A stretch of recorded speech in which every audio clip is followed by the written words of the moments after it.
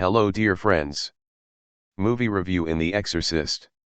The Exorcist is a 1973 American supernatural horror film directed by William Friedkin from a screenplay by William Peter Blatty, based on his 1971 novel. The film stars Ellen Burstyn, Max von Sydow, Jason Miller, and Linda Blair, and follows the demonic possession of a young girl and the attempt to rescue her through an exorcism by two Catholic priests. Blatty, who also produced, and Friedkin, his choice as director, had difficulty casting the film. Their choice of relative unknowns Burstyn, Blair, and Miller, instead of major stars, drew opposition from executives at Warner Brothers. Principal photography was also difficult. Many cast and crew were injured, some died, and unusual accidents delayed shooting. Production took twice as long as scheduled and cost almost 3 times the initial budget.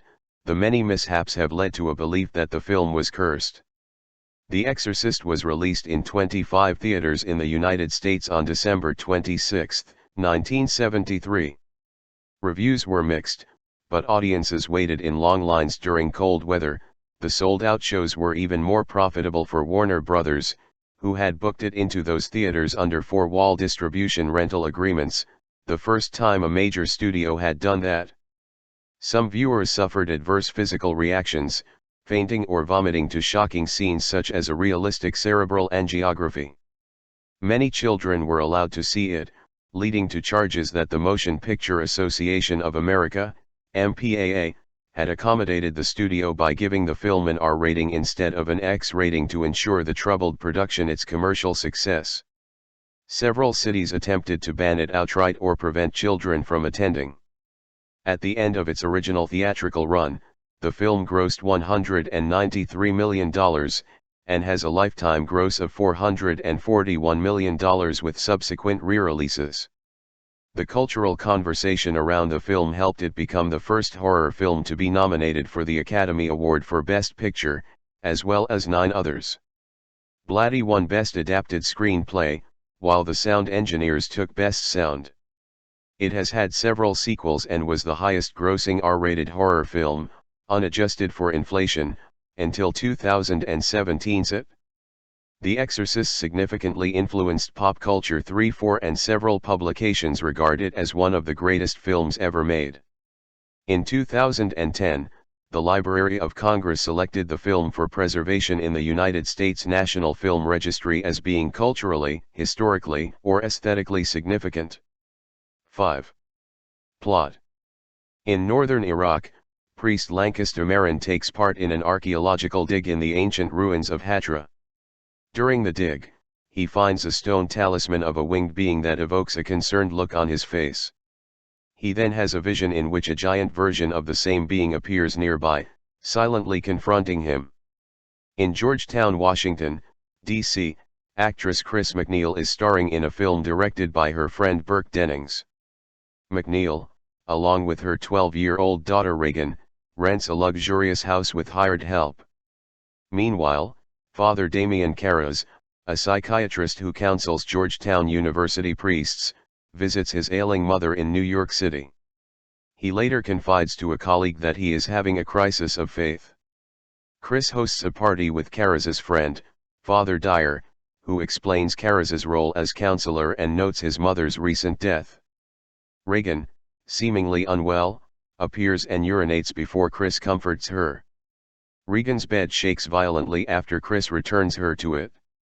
Later, Dyer consoles Carras, guilty at not having been with his mother when she died. Regan's personality becomes violent. Medical tests find no physical cause.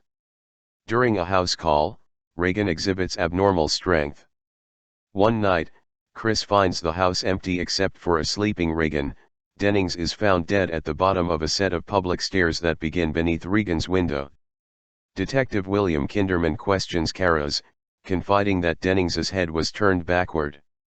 Regan's body becomes covered with sores. Kinderman tells Chris that the only plausible explanation for Dennings's death is that he was pushed from Regan's window. As Kinderman leaves, Regan has another violent fit, stabbing her vagina with a crucifix and turning her head backward. She is confined to her bedroom. Now convinced that her daughter is possessed, Chris seeks out Karas, who visits Regan. The possessed Regan claims to be the devil, and vomits into Karas's face while speaking in tongues. The demon says it will remain in Regan until she is dead. At night, Chris's assistant calls Karas to the house. He concludes that an exorcism is warranted.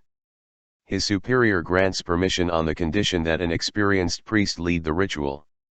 Marin, having performed an exorcism before, is summoned. Marin arrives at the house. As the two priests read from the Roman ritual, the demon curses them. The priests rest and Marin, shaking, takes nitroglycerin. Karas enters the bedroom where the demon appears as his mother, perturbing Karas despite his denials. Marin excuses Karas and continues the exorcism by himself. Karas assures Chris that Regan will not die and re-enters the room, finding Marin dead from a heart attack while Regan watches and laughs. Karas beats the possessed Regan in a fit of rage and demands that the demon take him instead. The demon rips the medallion of Saint Joseph from Karas's neck and possesses him, freeing Regan in the process. Karas jumps out the window, tumbling down the stone stairs outside. Chris and Kinderman enter the room. Chris embraces the healed Regan, and Kinderman surveys the scene. Outside, Dyer administers the dying Karas' last rites. The McNeils prepare to leave, and Father Dyer says goodbye. Despite having no memory of her ordeal, Regan, moved by the sight of Dyer's clerical collar, kisses him on the cheek. As the McNeils leave, Chris gives Dyer the medallion found in Regan's room. Dyer briefly examines the steps where Karas died before walking away. Cast: Ellen Burstyn as Chris McNeil, Max von Sydow as Father Lancaster Marin, Jason Miller as Father/Dr. Damien Karas, S.J.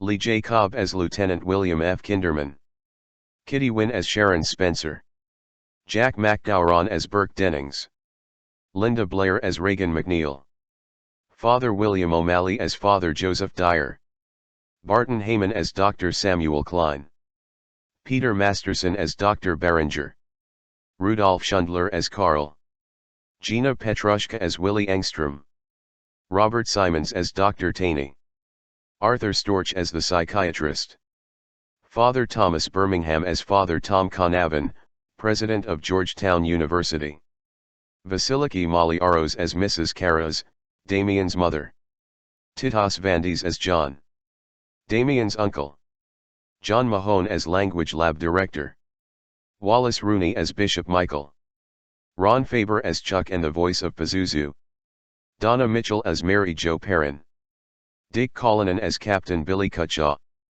Roy Cooper as Jesuit Dean, Robert Geringer as Senator at Party, Mercedes McCambridge as the voice of Pazuzu, William Peter Blatty as From, uncredited, Paul Battison as radiologist's assistant, uncredited, Eleanor Blair as nurse, uncredited, Barton Lane as angiography doctor, uncredited, Eileen Dietz as the face of Pazuzu, uncredited, Ann Miles as Spiderwalk, uncredited.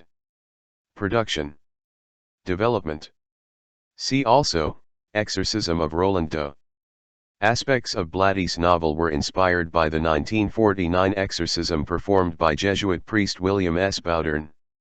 It sold poorly until Blatty captivated the Dick Cavett Show's audience with a discussion of whether the devil existed. Soon afterwards the novel topped the New York Times bestseller list. 7. Despite Blatty's previous screenwriting experience on Blake Edwards films, studios had been uninterested in adapting The Exorcist before publication. 7. Lou Grade made a modest offer for the rights that Blatty said later he would have accepted due to his difficult financial circumstances, but for his requirement that he produce. 8. Shirley MacLaine, a friend of Blatty's 9A, had been interested, but wanted someone other than Blatty to produce. 6. A later agreement to co-produce with Paul Monash, producer of Butch Cassidy and the Sundance Kid 11, collapsed over script differences and Blatty's discovery that Monash was trying to wrest control of the film. 12. Writing. Blatty's screenplay follows the plot of his novel closely, but narrows the story's focus. Subplots like the desecration of the churches and the subsequent relationship that develops between Karras and Kinderman, Karras's efforts to convince the church bureaucracy to approve the exorcism, and the ongoing medical investigations of Regan's condition are less prominent in the film, as are supporting characters including Chris's household staff, Dennings, and Regan's father. The overall time frame is condensed. 1314.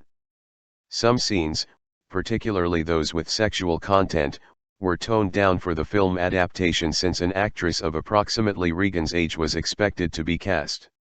The scene where Regan masturbates with a crucifix was, in the book, more prolonged and explicit, with Regan seriously injuring herself yet attaining orgasm.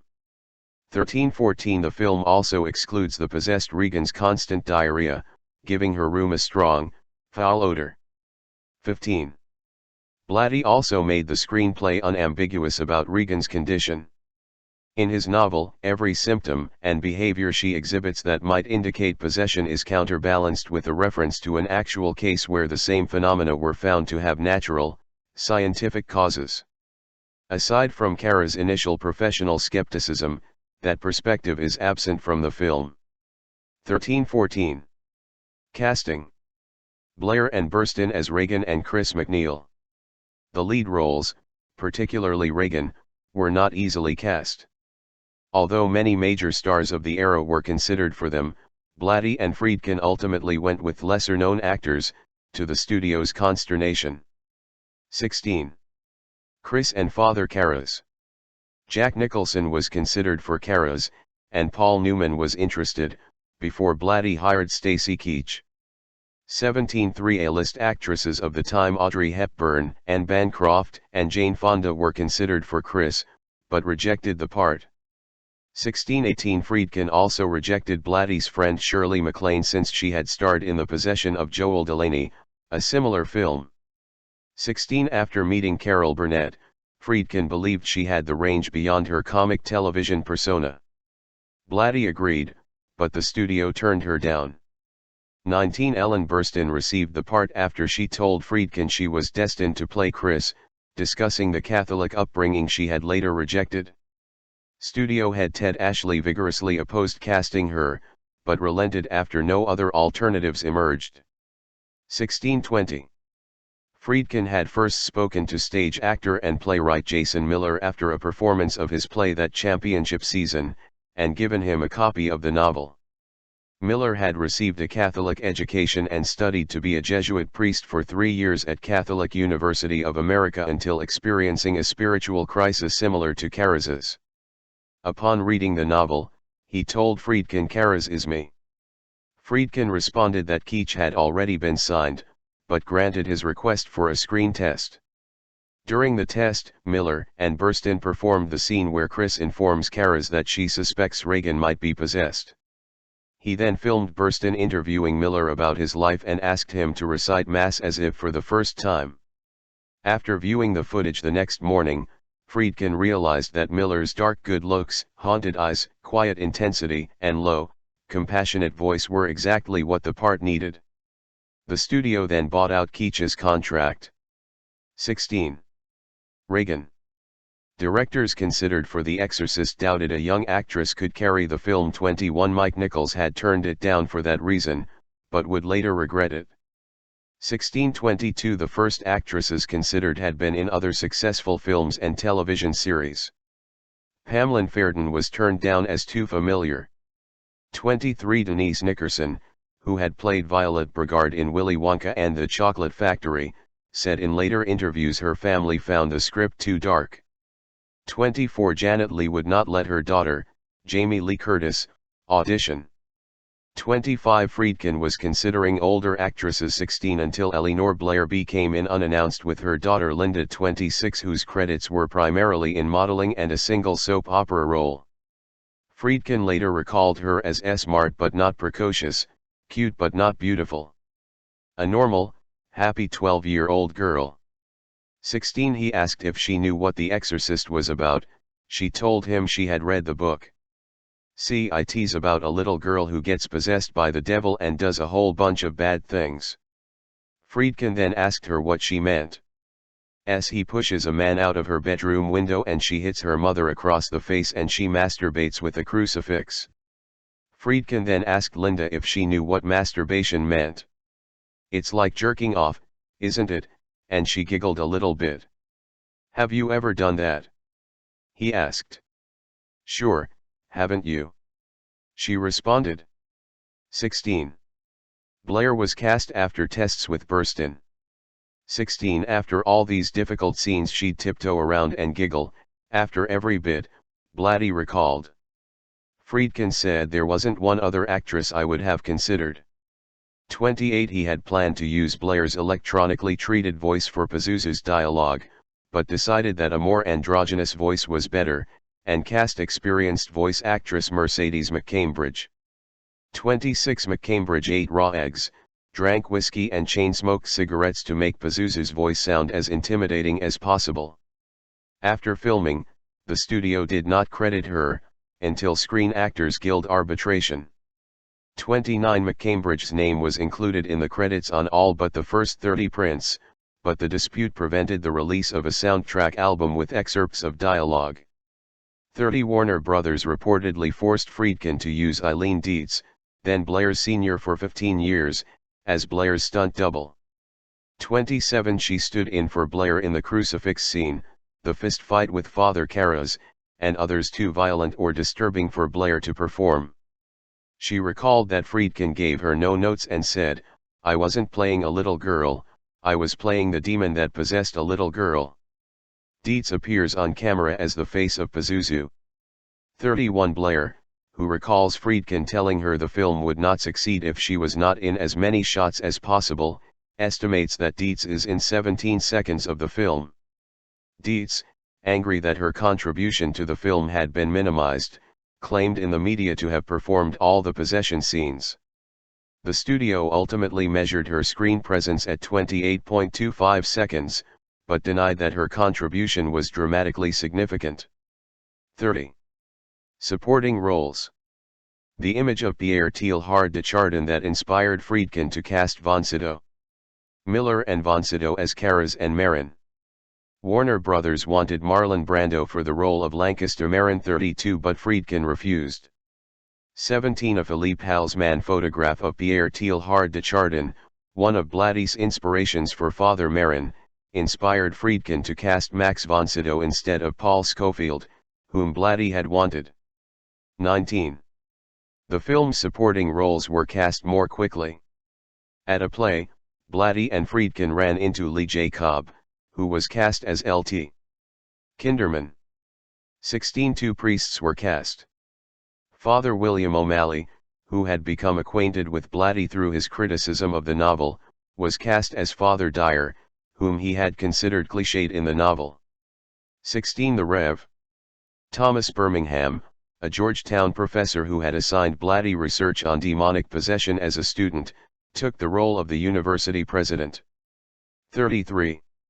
Jack McGowran got the role of Dennings, which, earlier in the production, seemed to be going to J. Lee Thompson. 34. A later cast listing adds Mary Boylan and the Rev. John Nicola, one of the film's technical advisors, in small roles. 1. Greek actor Titos Vandis, cast as Karras's uncle, covered his face with a hat to avoid associations with his role in the recent Woody Allen film Everything You Always Wanted to Know About Sex but were afraid to ask. 35. Friedkin cast Vasiliki Maliaros as Karras's mother after reportedly encountering her in a Greek restaurant.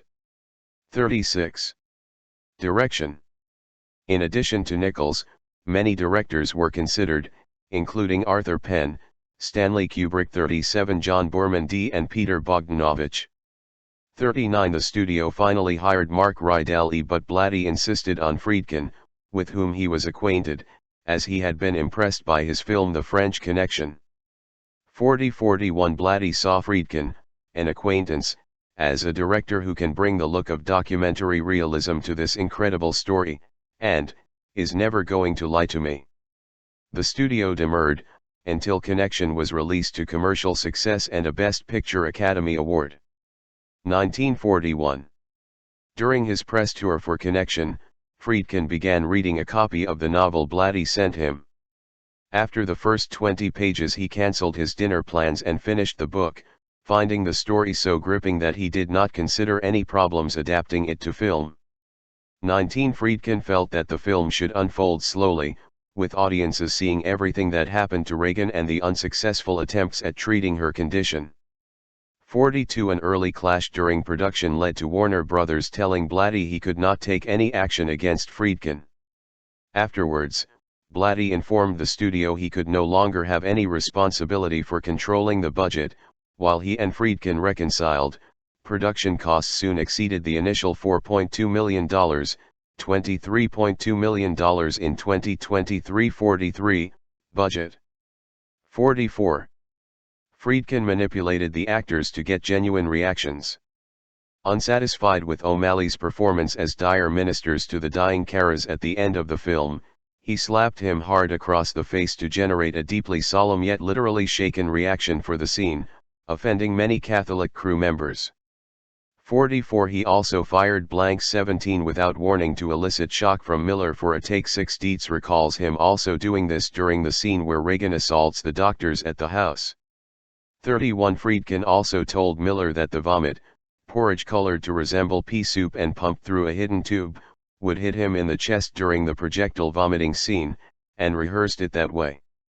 But when filmed, the soup hit his face, resulting in his disgusted reaction. 45-46. Crew members found Friedkin difficult to work with. On the first day of shooting, he had a wall removed to create space for the dolly to back up from a shot of bacon frying, then sent the prop master to look for preservative-free bacon, difficult to find at the time, since he did not like the way it curled. Another crew member recalled returning after 3 days of sick leave to find Friedkin still shooting the same scene. 47 Dietz recalls the main delay being reshoots, even of scenes that had been difficult to stage and film the first time, such as Regan's bed shaking. People were literally placing bets on what he would reshoot next. 31. He also fired and rehired crew regularly. One crew member recalls seeing Friedkin shake hands warmly with someone, and then seconds later tell a second person to get this guy outta here, earning him the nickname Wacky Willie. 47. Cinematography. Owen Roizman, director of photography on The French Connection, worked in this position again on The Exorcist. He was in charge of filming every scene except for the Iraqi prologue, shot by Billy Williams. Roizman and Friedkin wanted The Exorcist, like their previous film, to appear to have been shot in available light. The McNeil house was, unlike house interiors in horror films such as Psycho, designed to look normal and inviting, but lit to suggest an ominous presence. Otherwise, Roizman said, Friedkin demanded complete realism and wanted to see pictures with glass in them, mirrors on the walls and all of the other highly reflective surfaces you would naturally find in a house. We never tried to cover anything up, as we would normally do for expedience in shooting. This meant that the kitchen set, with much stainless steel and glass, was virtually impossible to light beyond the practical ceiling fixtures and whatever other lights they could manage to sneak in and hide. WED walk in, hit the switch and shoot through, not much choice. 48. Filming and locations. The Exorcist steps, looking north, Georgetown, Washington, D.C. Principal photography began August 14, 1972. 49. Although the film is set in Washington, D.C., many interior scenes were shot in New York City. The McNeil residence interiors were filmed at Seco Studios in Manhattan. 50. With Karas's confrontation with his uncle, shot at Goldwater Memorial Hospital, now the site of Cornell Tech, on Roosevelt Island in the East River between Manhattan and Queens. The scenes with Karas's mother in the hospital were filmed at Bellevue. 51. The scene where Father Karras listens to the tapes of Reagan was filmed in the basement of Fordham University's Keating Hall. 52. Where O'Malley was an assistant professor of theology. 53. The film's opening sequences were filmed in and near Mosul, Iraq, at a time when the US and Iraq did not have diplomatic relations. Warner Brothers feared that Friedkin and his crew might not be able to return. He negotiated filming arrangements directly with local officials of the ruling Baath party, who required that he hire local workers as crew one and teach filmmaking to interested residents. 54 The archaeological dig site shown is Hatra, southwest of Mosul. 55 Temperatures during the days reached 130 degrees Fahrenheit 54 degrees Celsius, limiting shooting to dawn and dusk. 56. The exterior of the McNeil House was a family home on 36th and Prospect Streets in Washington. 57 A mansard roof was added to account for the attic scene. 58 The neighboring stairs were padded with a half-inch, 13 mm, of rubber for Karaz's death. The house was set back slightly from the steps, so the crew built an eastward extension with a false front to allow the stunt double playing Karaz to fall directly down. 59. Several scenes were shot in the basement of Fordham's Keating Hall. Many Georgetown locations, on and off campus, were used. Burstyn's first scene, where she lectures the protesters, was shot on the steps of Healy Hall. She is also seen walking down the steps of Lawinger Library. Other scenes used the interiors of Dahlgren Chapel and the University President's office, used as the Archbishop's office. 61 Scene was filmed in the Tombs, a popular local pub. 61-62. Exorcism scenes. The exorcism scenes were challenging to film. Friedkin wanted the bedroom set to be cold enough to see the actor's breath, as described in the novel. Of $50,000, $276,000 in 2023-43, one refrigeration system was installed to cool the set to 20° F, 29° C. 648-63 Since the set lighting warmed the air, it remained cold enough to film for only 3 minutes at a time. 64 Due to frequent breakdowns only 5 shots could be finished each day. The complete scene, filmed in script order, took a month to complete. 65. Duration, 2 minutes and 14 seconds. 2:14. The scene where Regan levitates, with the actor's breath visible in the chilled air as the priests chant "The power of Christ compels you." It was easier to film some of the other supernatural manifestations, such as the bed rocking and the curtains blowing, since the walls and ceiling of the set were capable of being moved to accommodate a camera. After the scene where the ceiling cracks, it was replaced with one attached to the walls, requiring a hole be cut in it for the rig to go through when Regan levitates, the most challenging shot in the sequence. 48 The 80-pound, 36 kilograms, Blair wore a bodysuit under her nightgown with attached hooks for monofilament wires. 65. Roisman had filmed similar scenes before, painting the wires to match the background so they would not show. This was difficult on The Exorcist because of the changes in background. "We had to practically paint them frame by frame," he said. While most directors would have been satisfied to smooth out the scene in post-production, Friedkin wanted it done in longer takes. 48. Friedkin did not want any scenes in the movie to have any kind of spooky lights that you typically saw in horror films, so all the light in the bedroom comes from a visible source. 65 The room's color scheme also suggested black and white film, with gray taupe walls, Regan's bedding a neutral beige, and the priests in black. According to Roisman, white would have been too dominant. "In toning everything down like this, the only real color in the room became the skin tones," he said. 48. Father Marin's arrival scene. Father Marin's arrival scene was filmed on Max von Sydow's first day on set. The scene where he steps out of a cab and stands in front of the McNeil residence, silhouetted in a misty street lamp's glow and staring up at a beam of light from a bedroom window, is one of the most famous scenes in the movie, used for film posters and home media release covers. It was inspired by René Magritte's 1954 painting Empire of Light. 66 Friedkin wanted to evoke visually the language Blatty used in the novel for this scene, likening Marin to a melancholy traveler frozen in time, standing next to a street light in the fog when he gets out of the cab. 65. He gave the crew a full day to light the scene, using mainly arc lights and tripod-mounted troopers, and boosting the brightness of the existing street lamps. 65 Roisman said this was the most difficult of all the film's nighttime exterior shots. 48 To get the beam of light the way Friedkin wanted it, the crew had to take the window frame out of the facade they had attached to the house for filming, put it behind the window and then put the spotlight in between the window and frame. 67 As they were shooting, Roisman said, the wind picked up, making it hard to hold the fog effect. By working quickly, he and the camera crew were able to get the shot 48 with Friedkin finding the first take satisfactory. 67. Head spinning. The Regan dummy. The scenes where the possessed Regan's head rotates so she appears to be looking directly backward drew notice from audiences and critics. All I can tell you is that the way you think I did it is not the way we did it, Friedkin told Castle of Frankenstein at the time. 28 Like the film's other special effects, it was performed live. A life-size animated dummy of Regan was built. Critic Mark Kermode says the scene's impact results from the audience not expecting it so soon after the crucifix scene. He believes its recurrence during the exorcism was added on set since it is in neither the novel nor the screenplay. Blatty had argued against it, telling Friedkin supernatural doesn't mean impossible.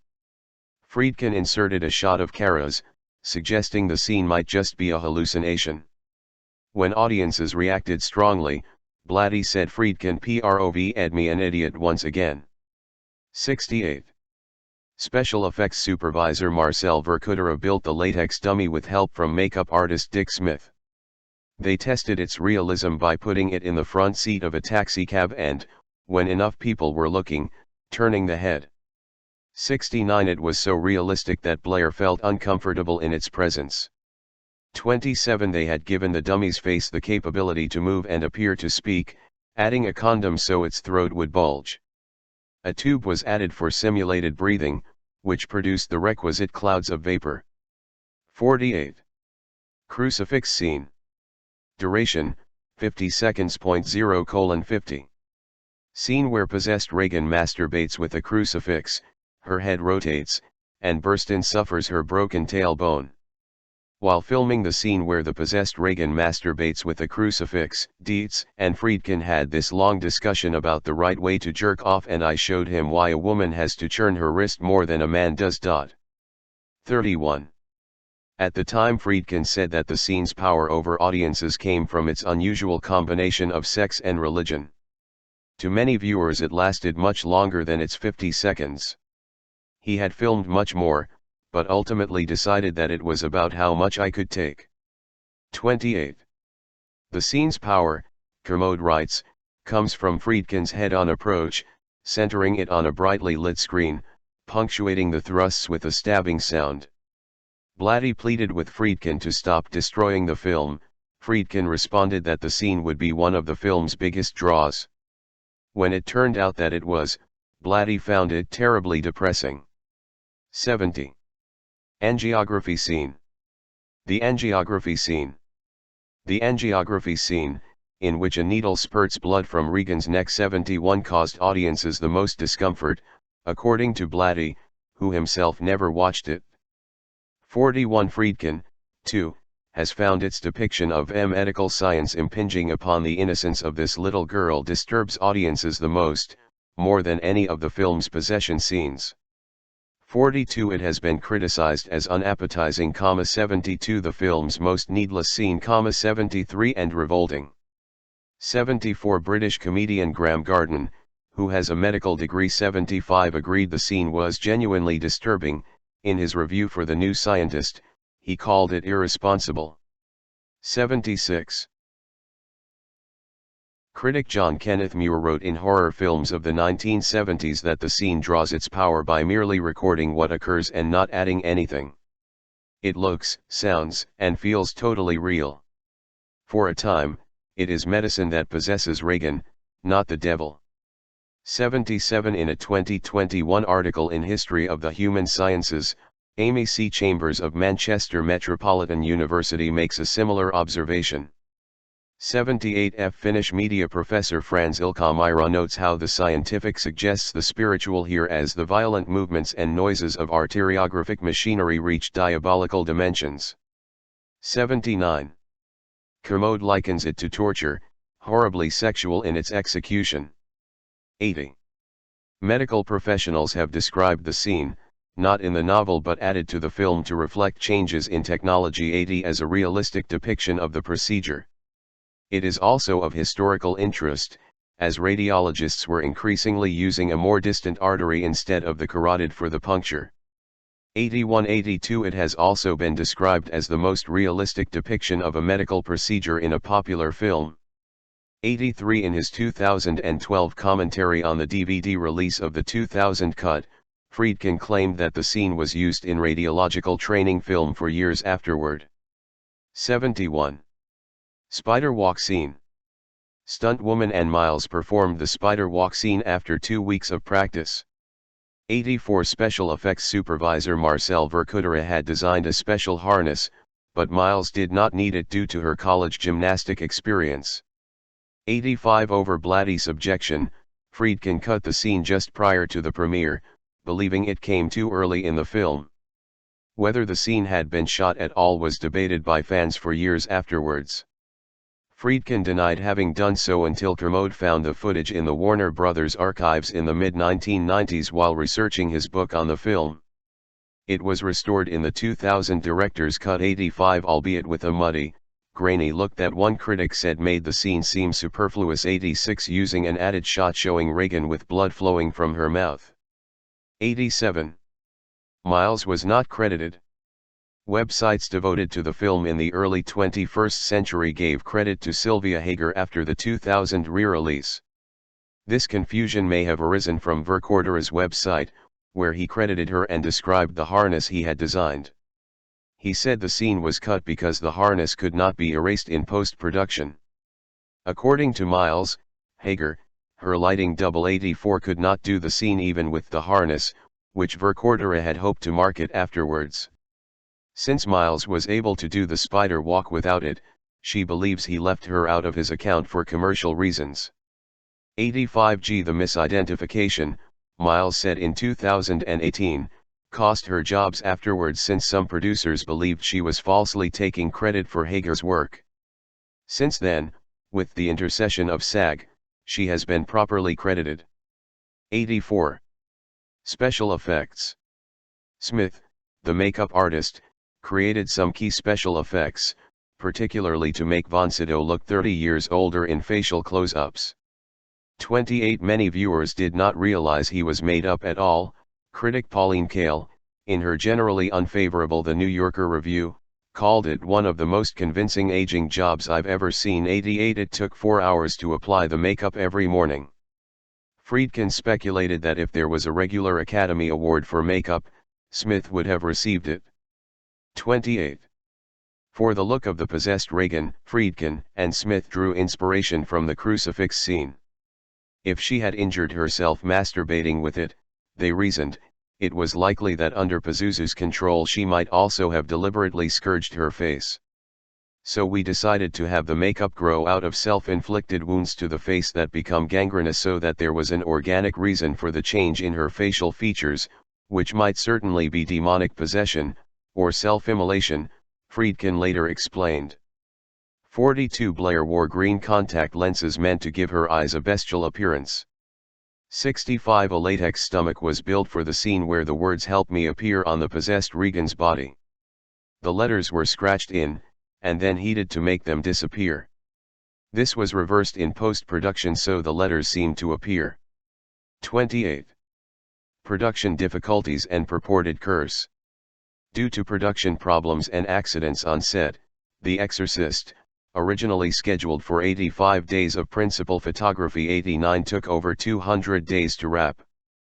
The film went $2.5 million, $13.8 million in 2023-43, over budget 11 ultimately costing the studio $12 million, $66.3 million in 2023. Too early on, shooting was delayed 6 weeks after a bird flew into a circuit breaker on the house sets, starting a fire that destroyed all of them 90 except for Regan's room. Later, another set was severely damaged by the sprinkler system. The 10-foot, 3.0 m, statue of Pazuzu was shipped to Hong Kong instead of Iraq, causing a 2-week delay. 11. Injuries to cast and crew also affected production. Burstyn and Blair have lasting consequences from back injuries. Burstyn's occurred during the scene where the possessed Regan throws Chris backward.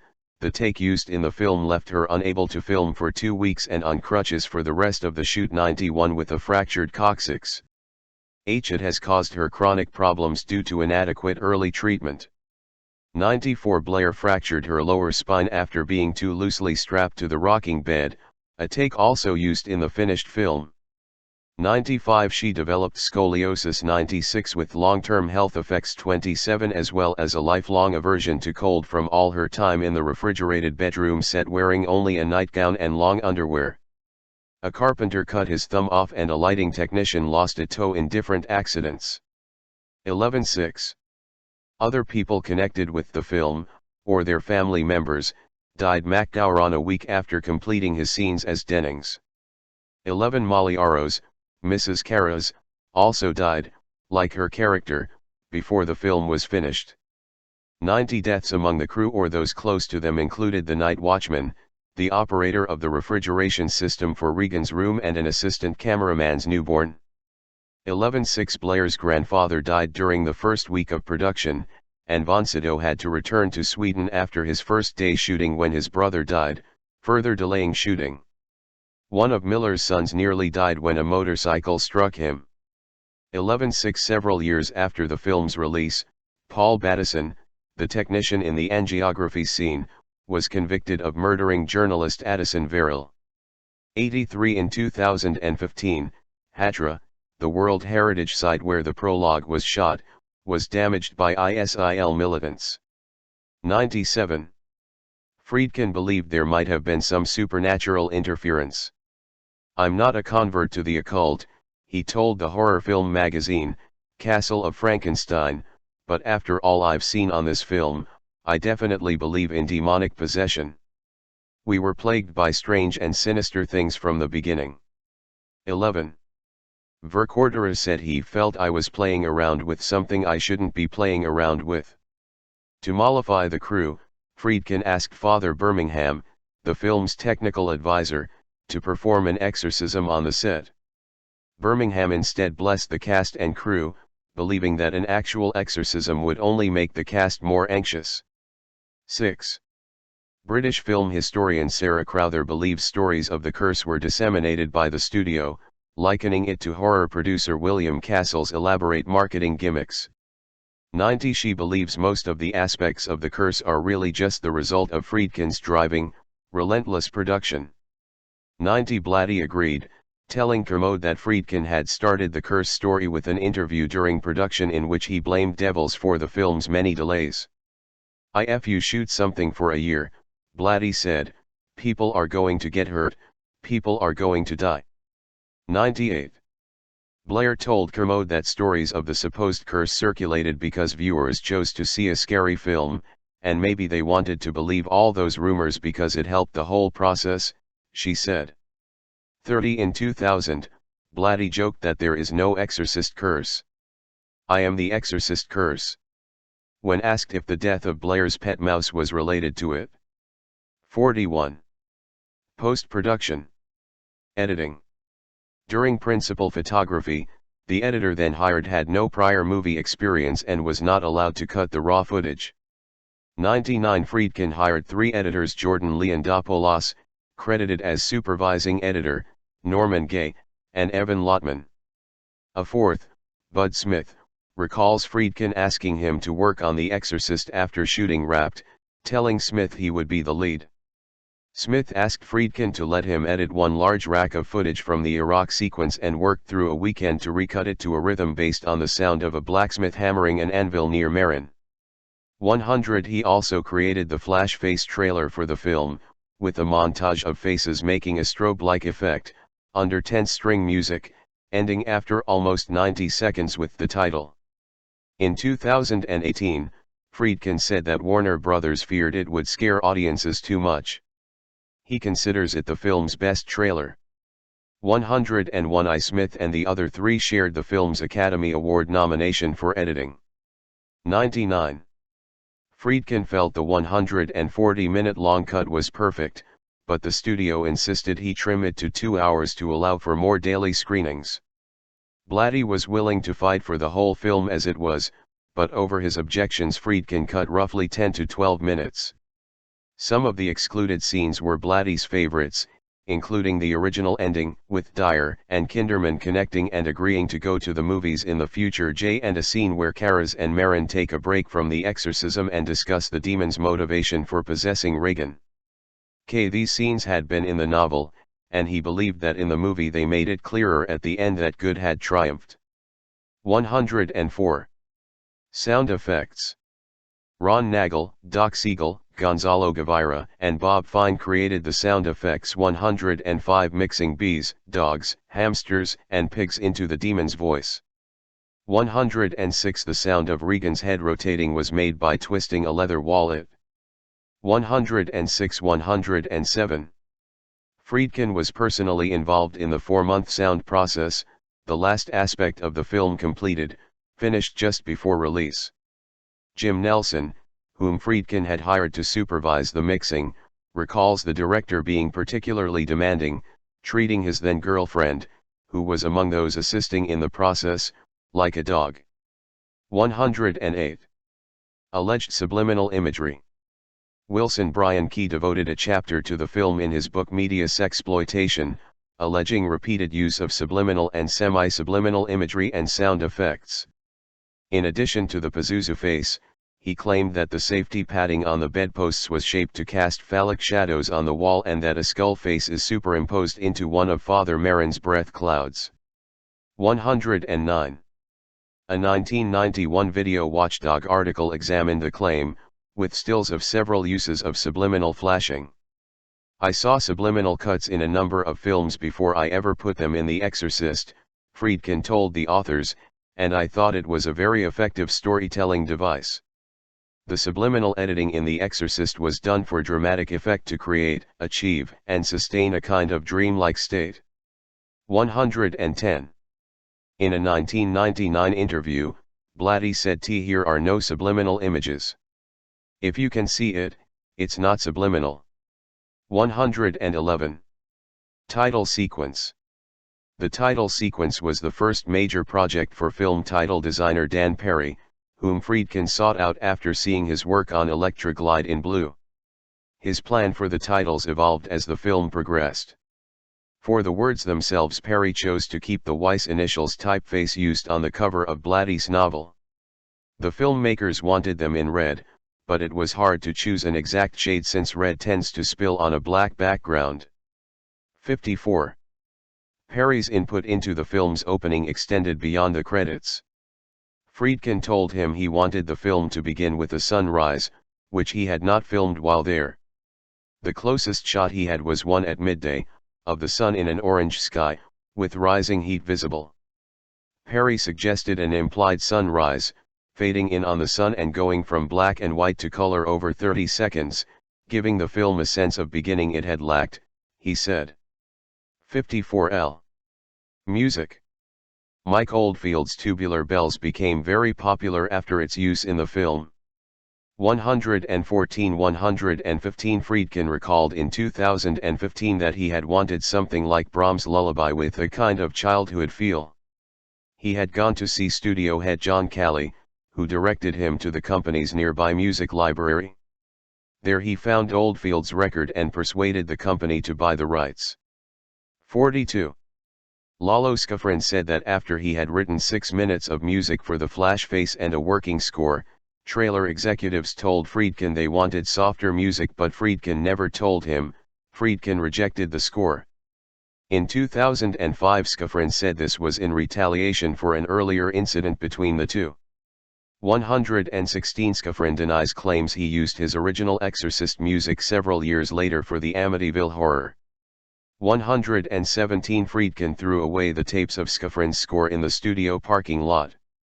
26, 1 hour and 50 seconds to 1 hour 1 minute and 35 seconds 118 In an interview shortly after the film's release, Friedkin said he had hired an unnamed composer and he did a score all right, and I thought it was terrible, just overstated and dreadful.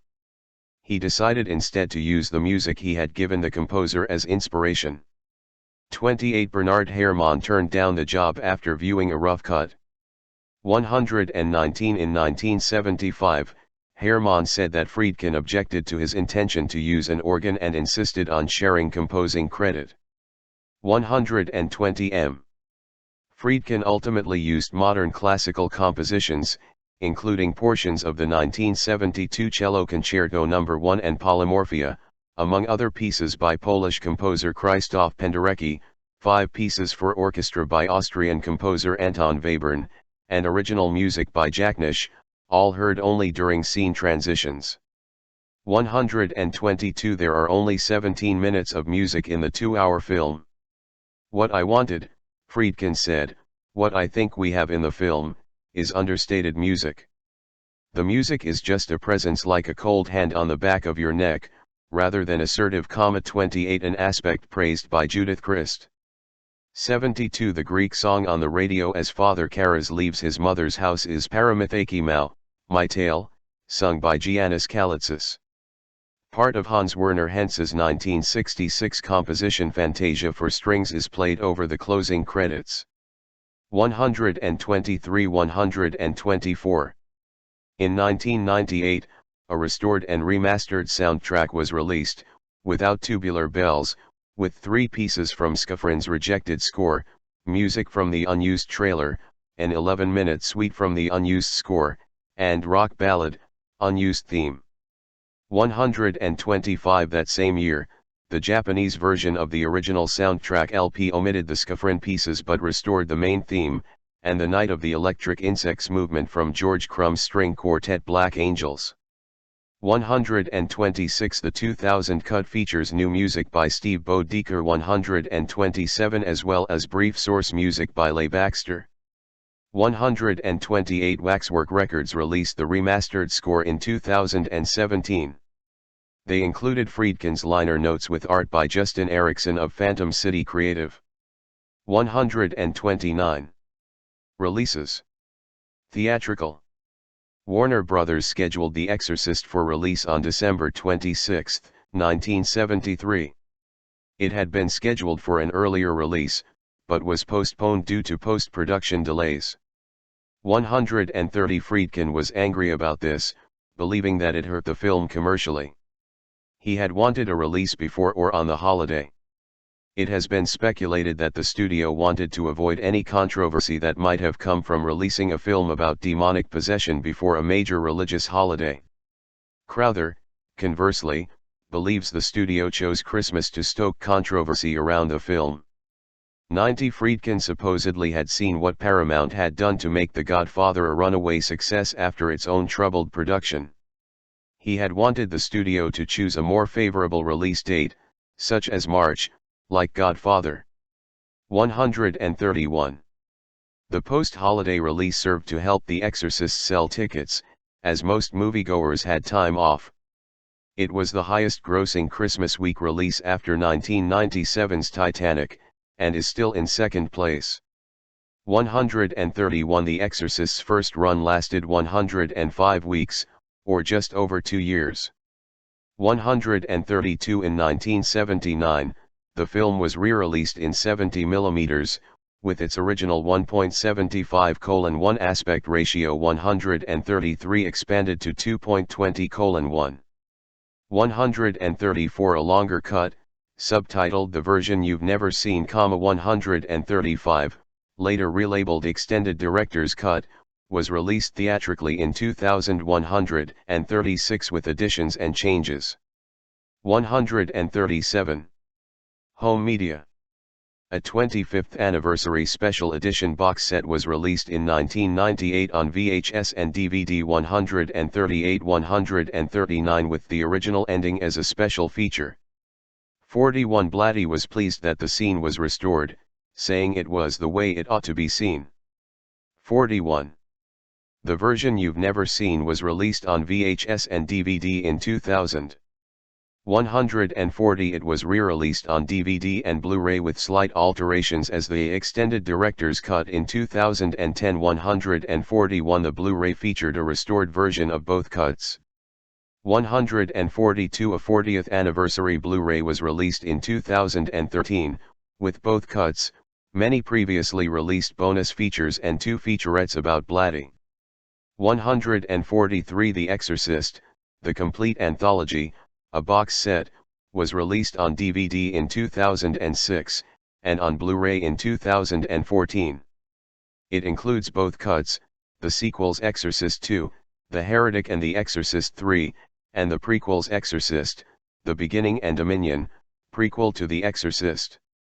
144. 145. Both the theatrical and extended versions of the film were released on Ultra HD Blu-ray on September 19, 2023, to mark the film's 50th anniversary. 146. Reception. Box office.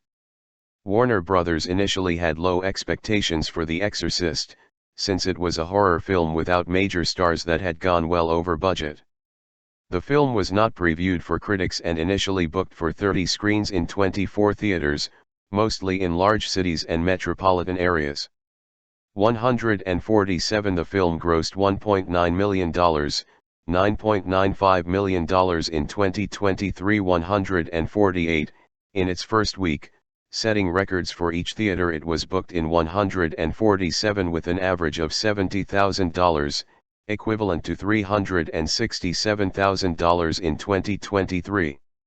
148. Within its first month, it had grossed $7.4 million, $35.6 million in 2023. 43.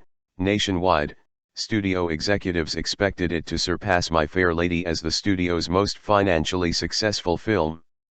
149. The huge crowds forced the studio to expand to a 366-screen wide release very quickly.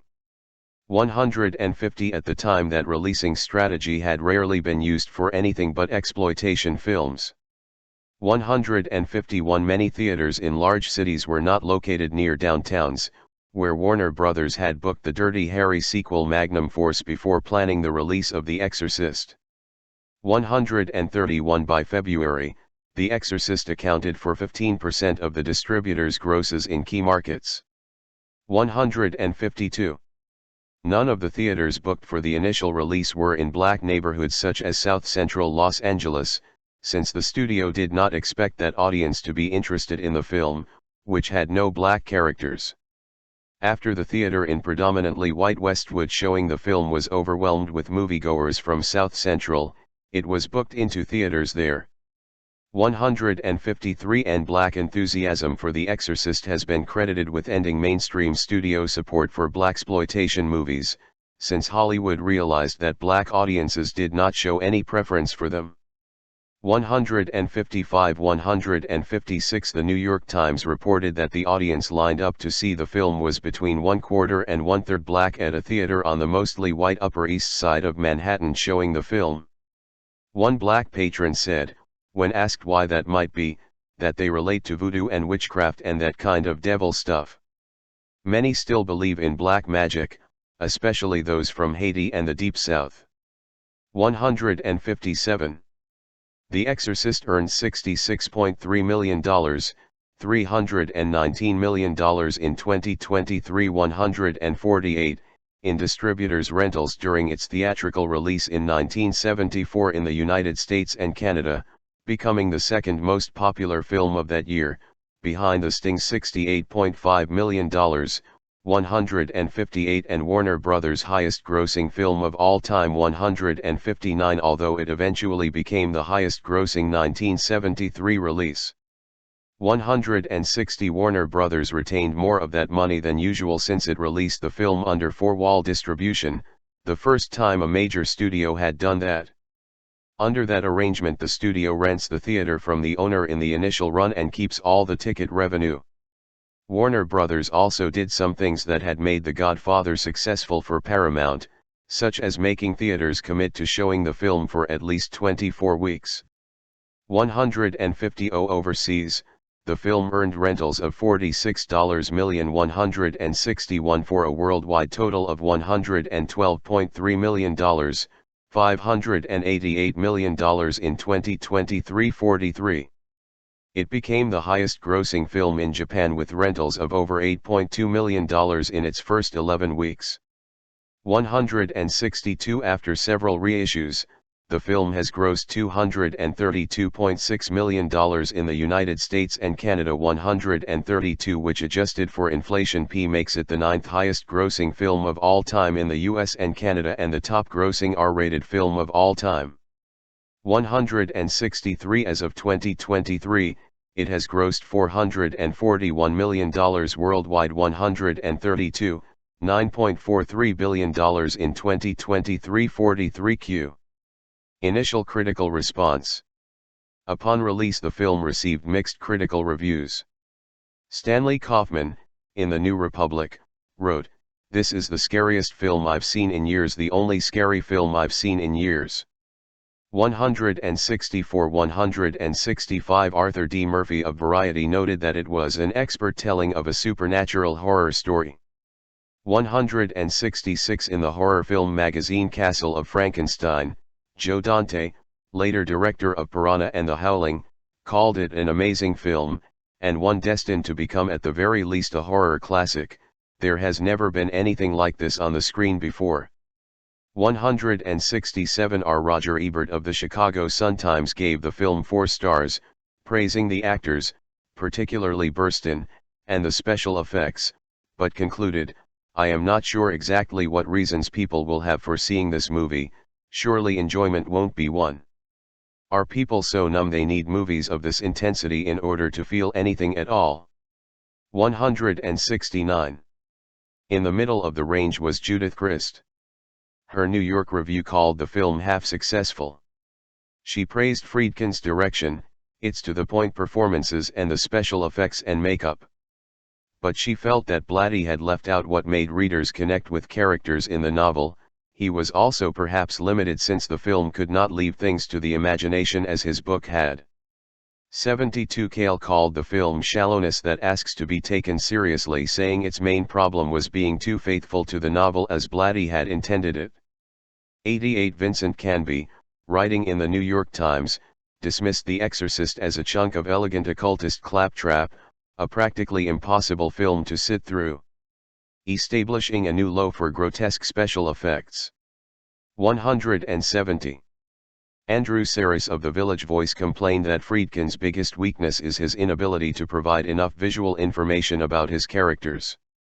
The Exorcist succeeds on one level as an effectively excruciating entertainment, but on another, deeper level it is a thoroughly evil film. 171 Rolling Stone's John Landau called The Exorcist nothing more than a religious porn film, the gaudiest piece of schlock this side of Cecil B. DeMille. 172. Film Quarterly's Michael Dempsey called The Exorcist the trash bombshell of 1973, the aesthetic equivalent of being run over by a truck, a gloating, ugly exploitation picture. 74. The San Francisco Bay Guardian's reviewer called it quite simply the dumbest, most insultingly anti-intellectual movie I have ever come across. 167. Audience reaction. On December 26 the movie called The Exorcist opened in theaters across the country, and since then all hell has broken loose. Newsweek, February 2, 1974, quoted in shock value, by Jason Zinnemann 173. A line to see The Exorcist in Omaha, Nebraska, after its release there. Audience members screamed and fled the theater during the only sneak preview. 6 When it was over, studio head John Calley and the other executives were stunned, but they noticed that everyone who saw it was still outside the theater talking about it.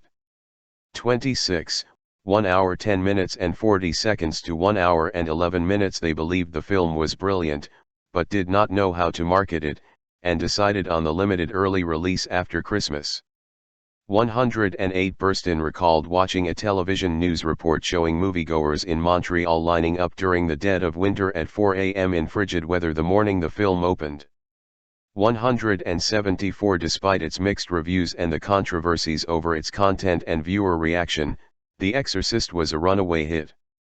In New York City, patrons endured 6 degrees Fahrenheit, 14 degrees C, cold, rain, and sleet 149 in long lines during a normally slow time of year for the movies to buy tickets, even after having seen it once.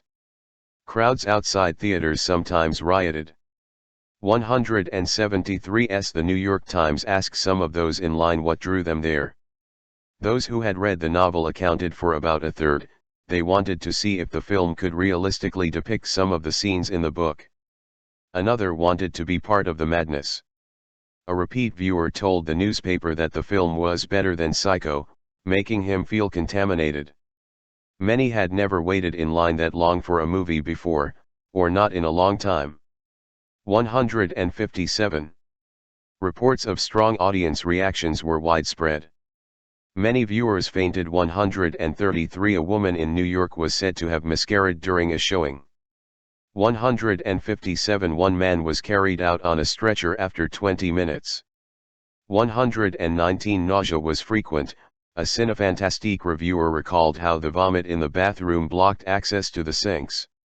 151 We have a plumber practically living here now, said the manager of Toronto's University Theatre, which sold out its 4 daily showings. Viewers seemed particularly disturbed by the crucifix scenes. 175 Some theaters arranged for ambulances to be on call. 175 Many audience members found the angiography to be the film's most unsettling scene. 73-76 Some Catholic viewers, particularly those who had lapsed in their faith but also including some priests, experienced spiritual crises. Many parishes reported callers inquiring about having an exorcism performed. The Rev. Richard Woods, a professor at Loyola of Chicago, said most of his calls were from lapsed Catholics for whom the film resurfaced their religious education prior to Vatican II. It stirs up memories of all those descriptions of hell that you got from nuns, he said. 180. In 1975, the Journal of Nervous and Mental Disease published a paper by a psychiatrist documenting 4 cases of cinematic neurosis triggered by the film. In all, he believed scenes depicting Regan's possession had surfaced a latent condition. He recommended physicians view the movie with the patient to help identify the sources of their trauma. 181 Other external causes were suggested. One writer at Castle of Frankenstein took note of Friedkin's pride in the movie's sound, which theaters played at maximum volume, and wondered if its low frequencies had induced or amplified patrons' anxiety. 119 Another writer there blamed the reactions on the mainstream audience's general unfamiliarity with horror movie conventions, speculating that these people hadn't gone to see a monster movie since 1935. 182. The Exorcist was one of the rare horror movies that became part of the national conversation, wrote Zinnemann 4 decades later. It was a movie you needed to have an opinion about. 173 Journalists complained that coverage of the film was distracting the public from the ongoing Watergate scandal. Much of that coverage focused on the audience which, film historian William Paul wrote, had become a spectacle equal to the film. He did not think any other film's audience received as much coverage as The Exorcist's. 151. Religious response. One of the best things that could happen is if the Pope denounces it, Friedkin said. The crucifix scene, and others, involved material sacrilegious to Catholics. Officially the Church, whose influence over film content had declined following the demise of the Hays Office and the associated production code a few years earlier, had bemoaned Warner Brothers' choice of release date. The United States Conference of Catholic Bishops' Office for Film and Broadcasting's Catholic Film newsletter rated the film A4 suitable for adults only with reservations, and gave it a generally negative review that faulted the film for suggesting exorcisms were common and possibly encouraging belief in the occult and Satanism. 78. Individual priests familiar with the theology were also critical. One who, like Carras, was a Jesuit and psychiatrist at Georgetown said that while he believed in the devil, there is no shred of evidence from the Bible that he can possess an individual. Woods, the Loyola of Chicago professor, who had written a book about the devil, told the New York Times that Carras and Marin were incompetent. They departed from the ritual in the most stupid and reckless manner, he said. They tried to fight the demon sick hand to hand instead of relying on the power of God. Eugene Kennedy, another Loyola priest and psychologist, described the film's view of the battle of good and evil as immature. Being a Christian and a mature person means coming to terms with our own capacity for evil, not projecting it on an outside force that possesses us. 180. Some non-Catholics were critical. Surely it is the religious people who should be most offended by this movie, wrote Cale, incredulous that Georgetown and several priests facilitated the production. 88. Others can laugh it off as garbage, but are American Catholics willing to see their faith turned into a horror show? Are they willing to accept anything just as long as their church comes out in a good light? Aren't those who accept this picture getting their heads screwed on backward? Cale nonetheless described The Exorcist as the biggest recruiting poster the Catholic Church has had since the sunnier days of Going My Way and the Bells of St. Mary's, since the film says that it is the true faith, feared by the devil, and that its rituals can exorcise demons. 88x. A later historian has found that the Church was not as critical of the film as reports suggested, privately considering it faith-affirming. 78 authorities in predominantly Muslim Tunisia banned the film before its 1975 release there as unjustified propaganda in favor of Christianity. 183 In 2008, Colleen McDaniel, editor of Catholics in the Movies, wrote that The Exorcist is a horror movie that believes in its villain and, even worse, recruits its villain as a witness to Catholic truth. 184. In February 1974, the Jesuit magazine America ran several commentaries and responses by priests to the film. The editors allowed Blatty to respond later that month. He praised some of the commentators' points, but was disappointed by some misconceptions of the film held by both critics and defenders. 185 The changes to the film's ending from the novel, Blatty agreed, might have made it harder to perceive that the mystery of goodness was the theme of the work. It appeared to him that for many viewers, including some of the America writers, the film ended with the demon triumphant through the deaths of the priests despite being exorcised from Reagan. The ending of the novel made this clearer, but even in the film he saw Cara's suicide as a sacrificial act of love that reaffirmed his faith. 185. American Protestant groups also took critical note of the Exorcist phenomenon and its religious implications. Evangelist Billy Graham told the National Enquirer that the devil is in every frame of that film. 186 A remark later characterized as Graham believing the print itself was possessed. 187 Why the Rev. Lester Kinsolving, an Episcopal priest and syndicated newspaper columnist, argued the church approved the film only because its heroes were priests. 188 The Christian Century, the leading voice of mainline Protestantism, likewise denounced the film as hardcore pornography that to Protestants offers a completely impossible solution to evil. Protestant groups around the country picketed the film and offered support to those who might be disturbed by it. 78. Rating controversy. The Motion Picture Association of America's, MPAA, ratings board had been established several years before to replace the production code. It had already been criticized for its indirect censorship. Reportedly almost a third of the films submitted had been recut to avoid an X rating, which barred admission to minors. Since many theaters did not show those films and newspapers did not run ads for them, the X rating greatly limited a non-pornographic film's commercial prospects. While Friedkin wanted more blood and gore in The Exorcist than any Hollywood film before, he also needed the R rating. Before release, Aaron Stern, the head of the MPAA ratings board, watched the film himself. He told Friedkin that The Exorcist was an important film which would receive an R rating as submitted. 189. Some critics, reacting to reports of the film's effect on children who had seen it, questioned the R rating. In February 1974, Roy Meacham, a television critic in Washington, D.C., who had praised the film, wrote that he had heard of a girl being taken from the theater in an ambulance, even though his station regularly warned against letting children see it. 190 Meacham said that the children saw leaving showings were drained and drawn afterward, their eyes had a look I had never seen before. He suggested that the MPAA had yielded to pressure from Warner Brothers, and doubted MPAA head Jack Valenti's claims that the R rating was justified in the absence of sex or nudity. After a week in Washington's theaters, Meacham recalled, authorities cited the crucifix scene to invoke a local ordinance that forbade minors from seeing any scenes with sexual content, even where the actors were fully clothed. Police warned theaters that staff would be arrested if any minors were admitted to see The Exorcist. 190 There were also reports of theaters not strictly enforcing the R rating. 149 Meacham wrote that the board had lost its moral authority, and feared communities across the country would pass their own, perhaps more restrictive laws on what could be shown.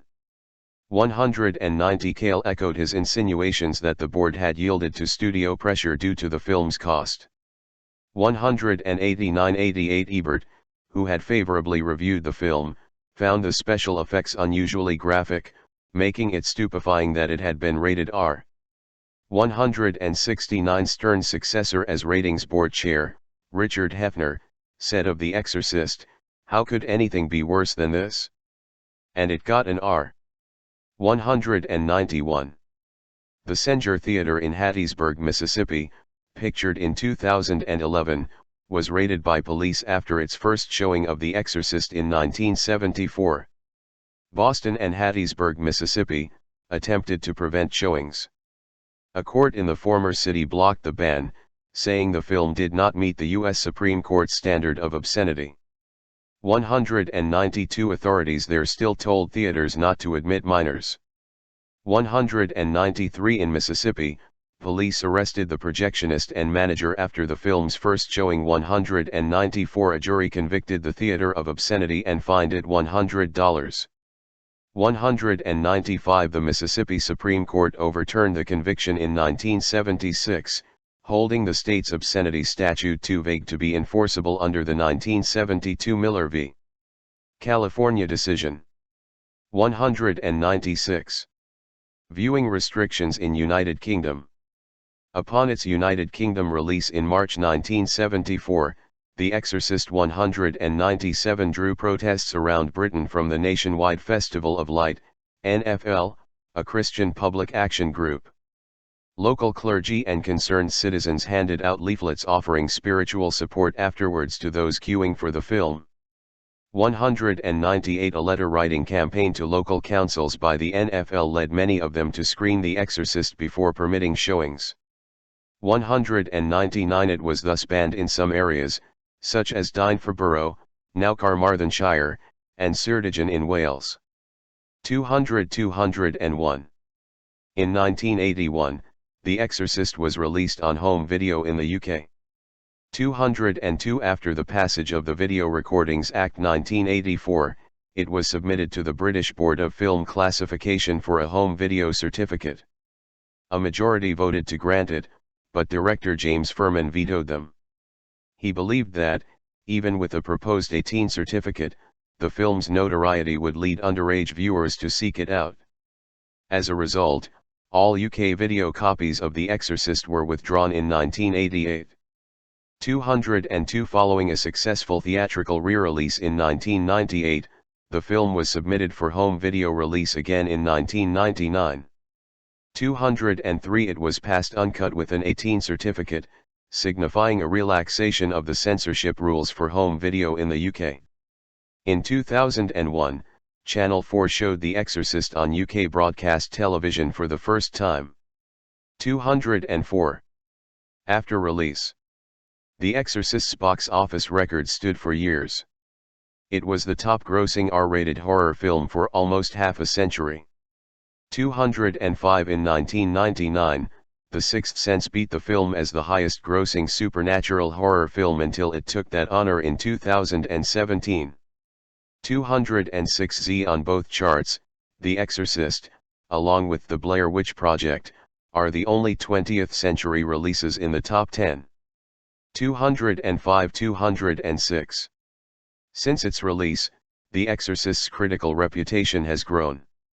On the review aggregator website Rotten Tomatoes, 78% of 177 critics' reviews are positive, with an average rating of 8.50/10. The website's consensus reads, "The Exorcist rides its supernatural theme to magical effect, with remarkable special effects and an eerie atmosphere, resulting in one of the scariest films of all time." 208. The director's cut received an 88% rating from the same site, with a 7.30 rating, based on 82 reviews, while its consensus reading The Exorcist has withstood the test of time, and it still has that renegade feel and the power to shock. 209. On Metacritic, the film has a weighted average score of 83 out of 100 based on 22 critics, indicating universal acclaim. 210. Chicago Tribune film critic Gene Siskel named it one of the top 5 films of 1973. 211. The English film critic Mark Kermode believes The Exorcist to be the best film ever made. 212. 213. Director Martin Scorsese put The Exorcist on his list of the 11 scariest horror films of all time. 214. Other filmmakers, including Stanley Kubrick 215, 216 Robert Eggers 217 Alex Proyas 218 and David Fincher 219 have cited The Exorcist as a favorite. In 2008, it was named one of Empire's 500 greatest movies ever made. 220 The Times put it on a similar list of 1,000 films. 221 John Carpenter listed The Exorcist as one of his top 8 scariest horror classics 222 and said it influenced his 1980 film The Fog. 223. Some critics wondered, in advance of its 2000 re-release, whether The Exorcist would affect contemporary audiences, since it had been so widely imitated and emulated. The Hartford Courant's Malcolm Johnson described it as a little old hat in 2000. Some scenes, such as Ritalin being proposed as a treatment for Reagan, provoked unintended laughter. But the film's performances were still effective, and the longer version made the medical professionals seem like witch doctors. 86 The Tribune found it a deeper movie now. Friedkin, an odd choice to direct at the time, now proved the best for critic Michael Wilmington, as he knew how to convey a convincing atmosphere of modern chaos and dread. 224. Themes. Horror novelist Stephen King describes The Exorcist as a social horror film. Critics and scholars attributed The Exorcist's box office success to social anxiety following the cultural, political, and social upheavals of the late 1960s. 678 225 226 The Exorcist communicates an image of a United States in an unstable state of change that can no longer avoid its real and historical systemic evils, writes Amy Chambers. 78 Kermode noted that by stylistically distancing itself from the more gothic horror films of the 1960s, the film presented a credible portrait of the modern urban world ripped apart by an obscene, ancient evil. 227. Stephen King calls The Exorcist a social horror film if there ever was one in his 1983 treatise on the genre, Danse Macabre. He sees the possessed Reagan symbolizing for middle-aged viewers the outspoken youth protesting the Vietnam War. 228 Danny Peary likewise notes the symbolic and real fragmentation throughout the film, with the world in such disorder, the devil can make a dramatic entrance. 73. At the time of the film's release, the Watergate scandal was worsening, implicating President Richard Nixon. In 2019, the AV Club's Tom Brian said that the spectacle of The Exorcist might have mirrored Watergate.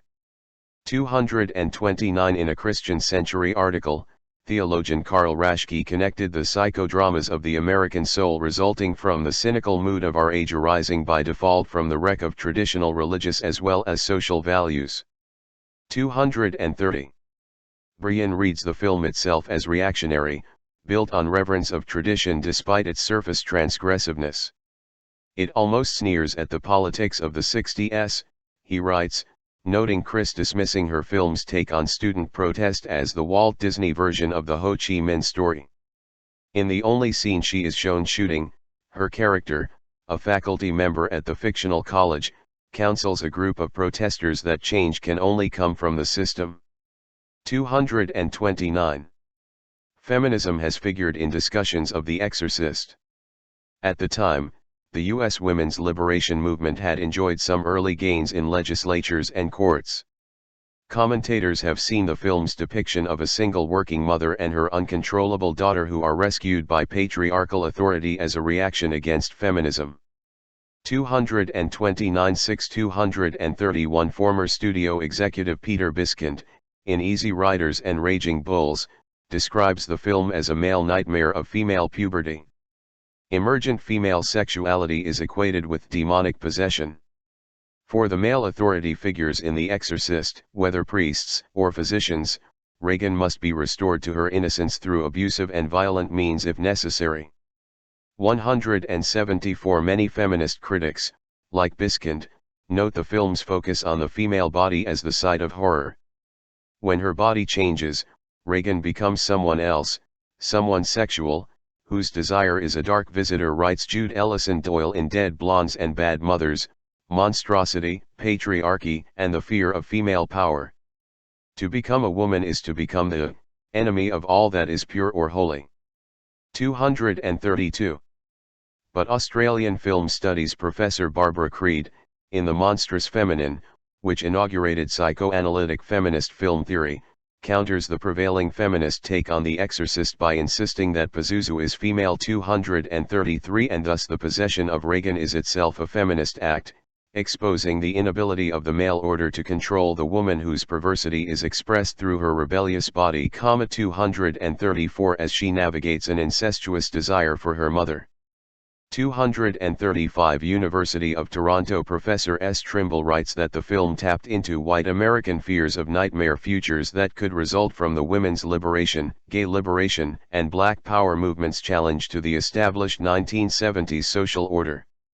As a film about a revolting girl revolting against the little girl box in which she was stuck, an army of men trying to put her back, The Exorcist follows older horror movies that use gender bending to create a monster, Trimble notes. 236. Texas State Religious Studies professor Joseph Laycock 237 wrote that the popular embrace of The Exorcist also pointed to reactionary popular trends in American religion. The Exorcist is a depiction not of ecclesiastical Catholicism but of folk piety, which he also describes as extra-ecclesiastical religion, pursued by the lay masses, in supporting beliefs about divine or supernatural intervention in the realm of everyday experience, as tolerant of Ouija boards and practices from other spiritual traditions as it was devout in its Catholic faith. 238 In the early 1970s, organized religion in America had increasingly turned towards the rational as the country became more secular. The authentic folk piety depicted in The Exorcist likely appealed to audiences at the time because it was a welcome alternative to rationalized religion and a cultural myth of universal secularization. 239. Litigation. Lawsuits among the creators of The Exorcist began before the film was released, and continued into the 21st century. In November 1973, Blatty sued the studio and Friedkin. He demanded equal billing with Friedkin, who he further claimed had barred him from the set. Friedkin said he had only barred him from post-production. Blatty settled for the William Peter Blatty's The Exorcist line. In February 1974, Dietz claimed Friedkin had made her sign a non-disclosure agreement.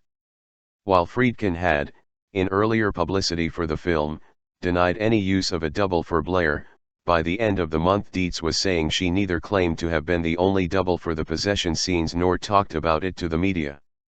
The Screen Actors Guild ruled her contract was not binding, but then Dietz declined to arbitrate the matter. 1.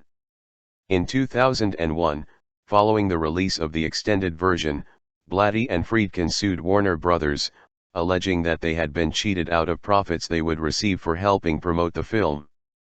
240 later that year, they sued again, alleging that the studio had further defrauded them over the last decade by failing to get full market value for various licensing deals for the film. 241A it was settled confidentially 2 years later. 242 in 2012, Blatty sued Warner Brothers again, asking for the opportunity to inspect the studio's records and accounts, to see whether he had been paid what he was owed. 244. Legacy. The Exorcist has had a lasting effect on the horror film genre and become a cultural reference point. Effect on films and industry. Cinefantastique wrote that The Exorcist has done for the horror film what 2001 did for science fiction, legitimizing it in the eyes of thousands who previously considered horror movies nothing more than a giggle. 151 studios subsequently allotted large budgets to horror films with similar themes like The Omen, The Sentinel, Burnt Offerings, Audrey Rose, and the Amityville Horror. 245 horror films began to cast well-known actors, who until then had often avoided the genre in their career prime. 153 Friedkin's use of works like Polymorphia in the score also led to the use of modern avant-garde composers like Krzysztof Penderecki in later horror films such as The Shining. Composers of original music for those films adopted some avant-garde techniques, like dissonant intervals such as tritones, sound massing and tone clusters, to create unease and tension. 246. The film's success led Warner Brothers to release the sequel Exorcist II, The Heretic in 1977, marking one of the first times a studio had done that with a major film not planned to have one, launching a franchise. While many classic horror films of the 1930s had spawned series of films, the practice had declined in the 1960s. Before the 1970s, most sequels had been secondary properties for the studios. The other big-budget horror films made in the wake of The Exorcist also led to sequels and franchises. 247 Amy Chambers observes that Friedkin set a precedent not only by extensively consulting with technical experts in the subject matter, in his case physicians and priests, but foregrounding that reliance by including those experts' names and credentials in the film's credits and press kit, a practice now common. 78. Cultural reference point. The Exorcist has become a cultural reference point. 78 Its imagery, particularly Regan in her bedroom, has been used by political cartoonists like Mike Lukovic and Mike Peters. 248 In 1998, New York Times columnist Maureen Dowd wrote when criticizing the nation's apparent indulgence of President Bill Clinton's sexual indiscretions, people are saying things so bizarre they could have come out of Linda Blair in The Exorcist. You expect the feminists' heads to start rotating on their necks any moment now. 249. Father Marin's arrival scene is another reference. In an episode of the CBS sitcom Square Pegs, Don Novello, as his Saturday Night Live, SNL, character Father Guido Sarducci, enters a classroom, similarly backlit amidst fog, in order to exorcise a character possessed by the Pac-Man video game. 250 In an episode set on Halloween 2019, an episode of Evil, another CBS series, paid homage to the scene. 251 252 In 1992, the heavy metal band Pantera named its sixth studio album Vulgar Display of Power, from the possessed Regan's riposte to Kara's when he suggests she could make the straps disappear. 253 Similarly titling a book about the band's adventures on tour. 254 In 2023 a protist that lives inside a South American termite's gut was named Dimonympha Friedkini after the movie and its director. 255. Popular comedy took inspiration from the film. SNL parodied the film during its first season, with Richard Pryor in the Kara's role and Lorraine Newman as Regan. 256 177 In 2023, the show again parodied the film, with host Jenna Ortega in the Regan role. 257 Ghostbusters, in 1984, included The Exorcist among the horror films it referenced.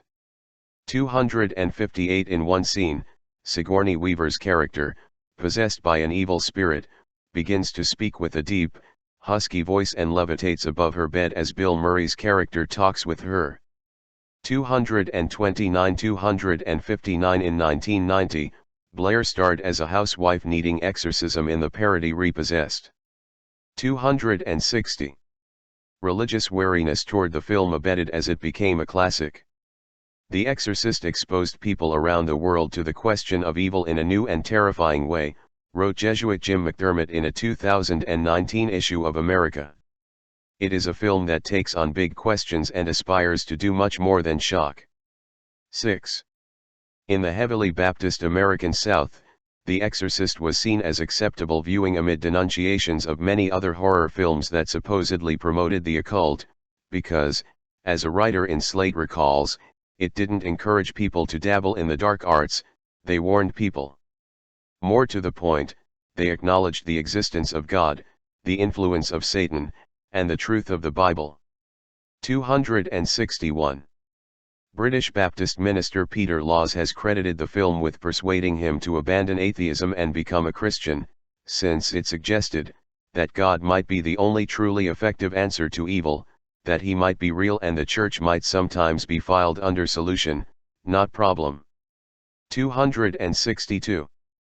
Commemorative plaque on the Exorcist steps. In 2015, the District of Columbia posted a commemorative plaque on the Exorcist steps 263 since they had become a tourist attraction. 264. At a ceremony the day before Halloween that year, Blatty and Friedkin were present as the plaque, with Mayor Muriel Bowser's signature, was unveiled. 263. Friedkin said that having his name on the plaque was a greater honor than another Academy Award, since the Academy may come and go. Its importance has been diminished over the years anyway. But that plaque on those steps is going to be there for a very long time. 42. Accolades. The Exorcist was nominated for 10 Academy Awards and won 2. It was the first horror film to be nominated for Best Picture. 265. It won 4 of 7 Golden Globe nominations, including Best Motion Picture, Drama. 266. Robert Knudsen and Chris Newman won The Exorcist's first Oscar, for Best Sound, thanking Friedkin, the studio, and their crews, at the ceremony. 267. Blatty won for Best Adapted Screenplay, accepting the award from Angie Dickinson and Miller, who applauded Blatty vigorously. In his short speech, Blatty posthumously thanked William Bloom, who taught me the rudiments and the craft of screenwriting, and Friedkin. He also paid tribute to his parents, whose love and whose courage have brought me to this moment and to this place. 268. The next morning, Blatty complained in The Hollywood Reporter, THR, that The Exorcist had not won all the awards it was nominated for, as it was head and shoulders the finest film made this year and in many other years. He accused veteran director George Cukor of having campaigned against the film. Related media. Main article, The Exorcist, franchise. Sequels and prequels. Paul Schrader in 2009.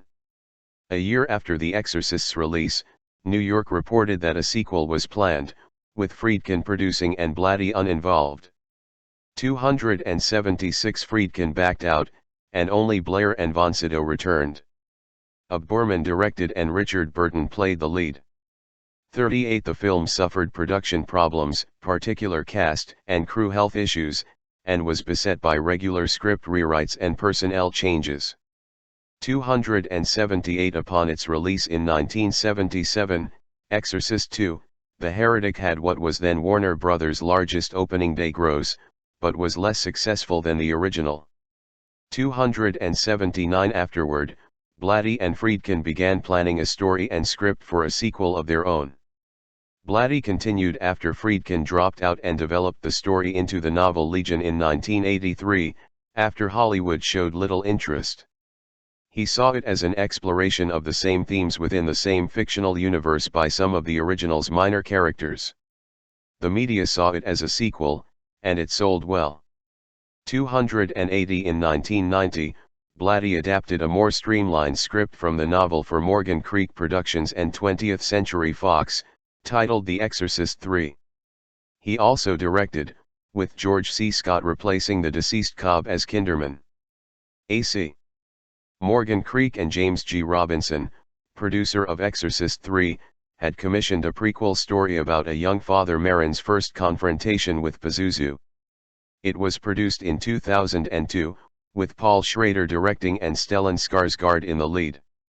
282-283 Robinson hired Rennie Harlin to reshoot most of the film with Skarsgård and a new cast after disagreements with Schrader. Harlin's version, heavy on action and horror, was released in 2004 as Exorcist, The Beginning, and was a critical and commercial failure. Schrader's version received a limited release in 2005 as Dominion, prequel to The Exorcist, a version Blatty found much better. 281. In 2020, Morgan Creek announced a reboot of the film 285 fans petitioned to cancel it. 287 At the end of the year, Blumhouse Productions and Morgan Creek said that David Gordon Green would instead direct a direct sequel to the 1973 film 289 and later a trilogy produced by Jason Blum alongside James and David Robinson. 290 Burstyn reprised her role, with Leslie Odom Jr. co-starring. The films would be released by Universal Pictures and Peacock, with the second and third films optioned as Peacock exclusives. The first, The Exorcist, Believer 291 was released in October 2023. 292-293 However, following the film's very poor reception, plans for the trilogy were officially scrapped the following year and the franchise was rebooted again with a new installment from director Mike Flanagan. 294. TV series. Main article, The Exorcist, TV series. The 2016 Fox TV series The Exorcist followed two priests investigating possible cases of demonic possession and performing exorcisms. In the fifth episode, Angela Rance was revealed as the adult Regan, making the series a direct sequel to the original film. 295 It was cancelled after its second season. 296. Other related works. Blatty's script for the film has been published in two versions. William Peter Blatty on The Exorcist, From Novel to Film, in 1974, included the first draft of the screenplay.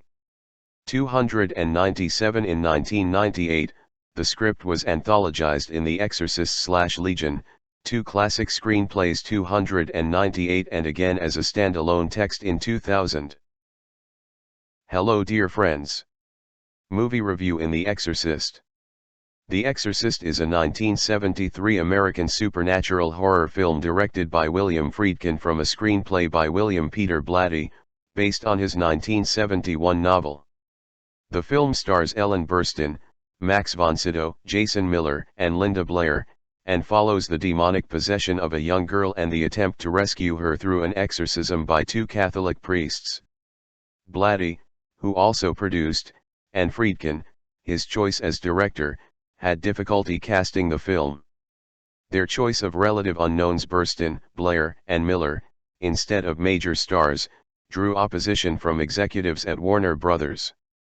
Principal photography was also difficult. Many cast and crew were injured, some died, and unusual accidents delayed shooting. Production took twice as long as scheduled and cost almost 3 times the initial budget. The many mishaps have led to a belief that the film was cursed.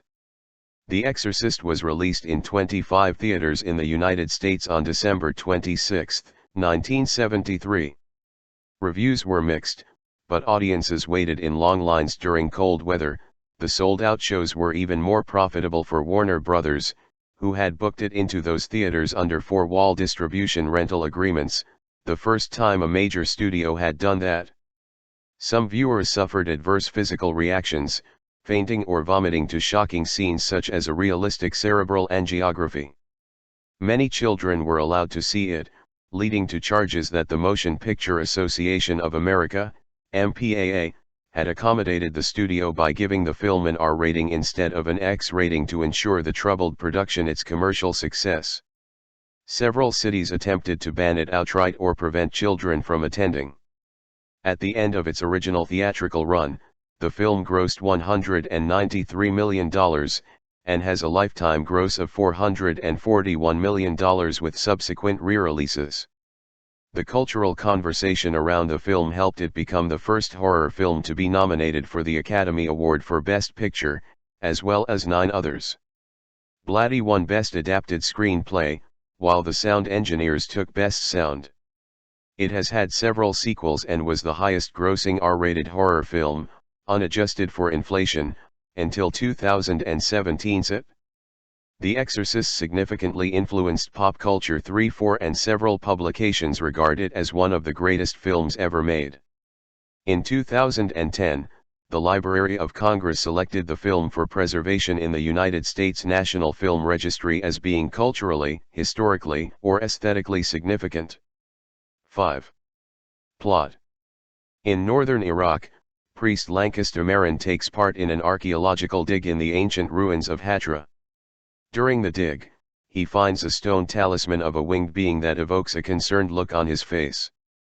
He then has a vision in which a giant version of the same being appears nearby, silently confronting him.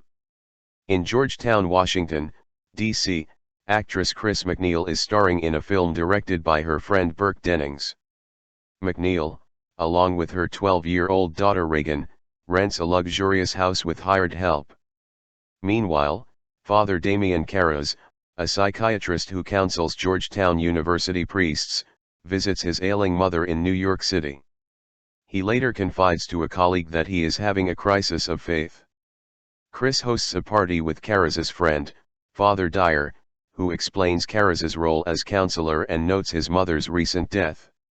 Regan, seemingly unwell, appears and urinates before Chris comforts her. Regan's bed shakes violently after Chris returns her to it.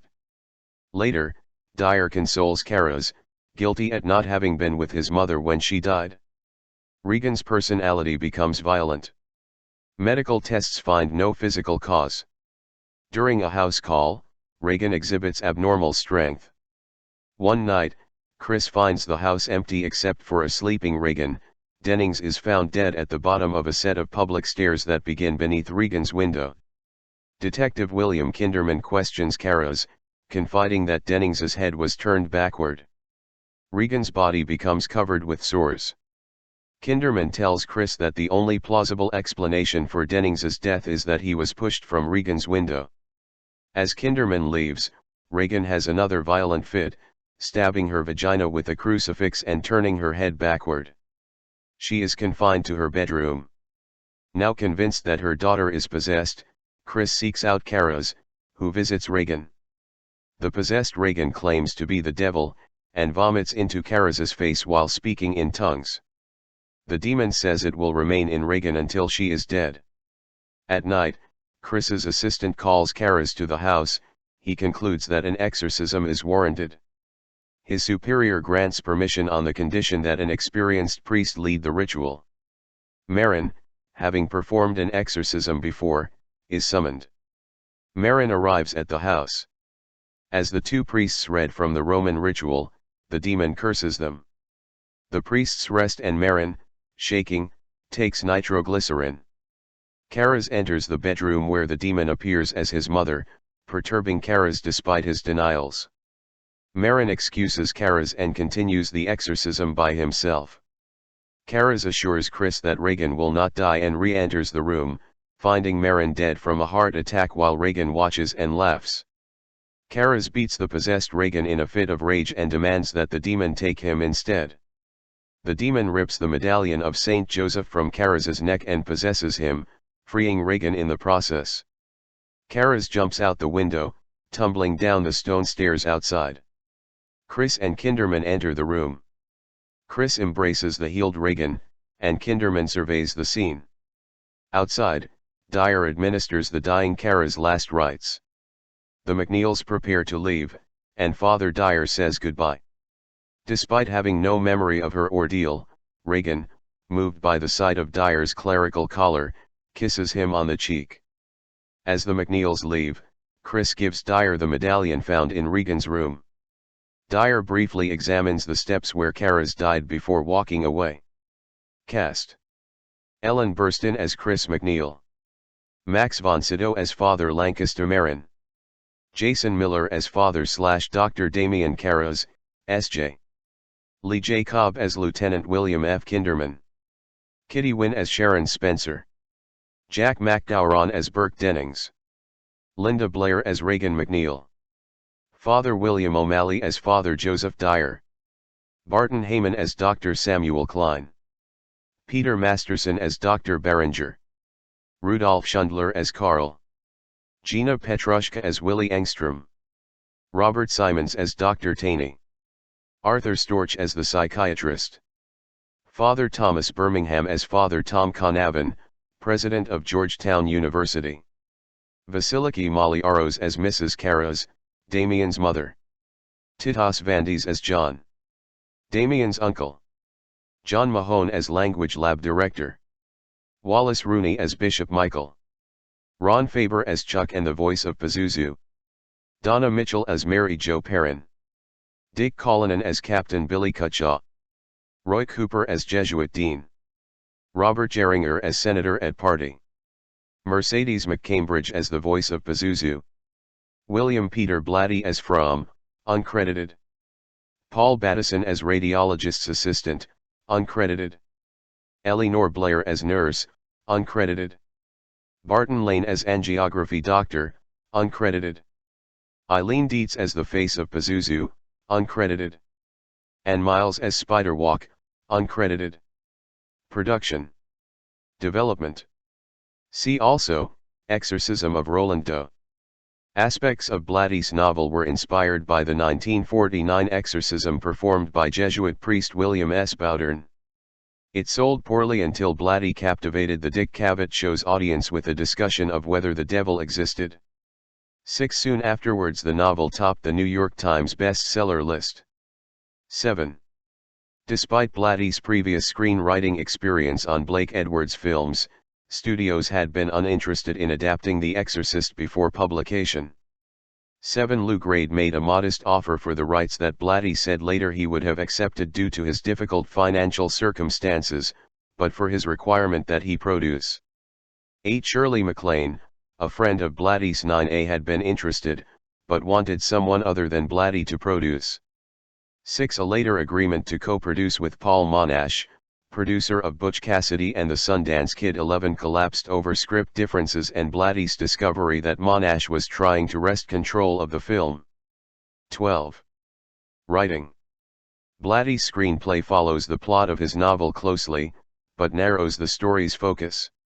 Subplots like the desecration of the churches and the subsequent relationship that develops between Karas and Kinderman, Karas's efforts to convince the church bureaucracy to approve the exorcism, and the ongoing medical investigations of Regan's condition are less prominent in the film, as are supporting characters including Chris's household staff, Dennings, and Regan's father. The overall time frame is condensed. 13-14. Some scenes, particularly those with sexual content, were toned down for the film adaptation since an actress of approximately Regan's age was expected to be cast. The scene where Regan masturbates with a crucifix was, in the book, more prolonged and explicit, with Regan seriously injuring herself yet attaining orgasm. 13-14. The film also excludes the possessed Regan's constant diarrhea, giving her room a strong, foul odor. 15.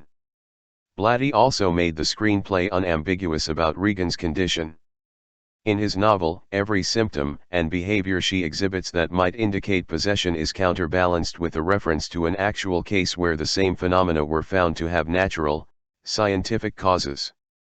Aside from Kara's initial professional skepticism, that perspective is absent from the film. 13-14. Casting. Blair and Burstyn as Regan and Chris McNeil. The lead roles, particularly Regan, were not easily cast. Although many major stars of the era were considered for them, Blatty and Friedkin ultimately went with lesser-known actors, to the studio's consternation. 16. Chris and Father Karas. Jack Nicholson was considered for Karas, and Paul Newman was interested, before Blatty hired Stacy Keach. 17. A-list actresses of the time Audrey Hepburn, Anne Bancroft, and Jane Fonda were considered for Chris, but rejected the part. 16.